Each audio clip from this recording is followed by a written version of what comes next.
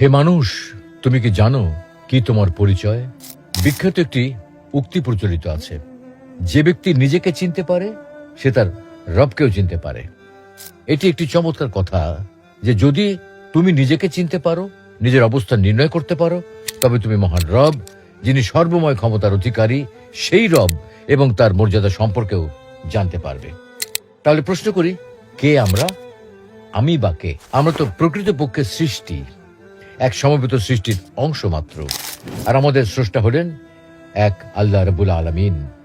এক সময় আমাদের কোনো অস্তিত্বই ছিল না। মহান আল্লাহ রাব্বুল আলামিন আমাদেরকে অস্তিত্বে এনেছেন, তার ইচ্ছা মতো সুন্দর আকৃতিতে তৈরি করেছেন, অতঃপর সেই আকৃতির মধ্যে প্রাণ সঞ্চার করেছেন। আমরা তো বাস্তবিক অর্থে অস্তিত্বহীন ছিলাম। আল্লাহ রাব্বুল আলামিনের দেয়া সঞ্জীবনী ক্ষমতায় আমরা প্রাণ লাভ করেছি। আমাদের মাঝে প্রাণের সঞ্চার করে তিনি আমাদের পানাহারের ব্যবস্থা করেছেন। আমরা তো তার গোলাম ছাড়া আর কিছুই নই। আমরা অসহায় এবং মহান আল্লাহ রাব্বুল আলামিনের প্রতি মুখাপেক্ষী।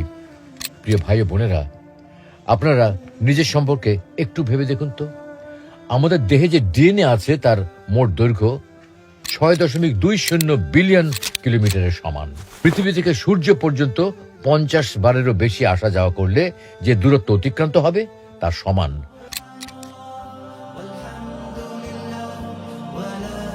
إله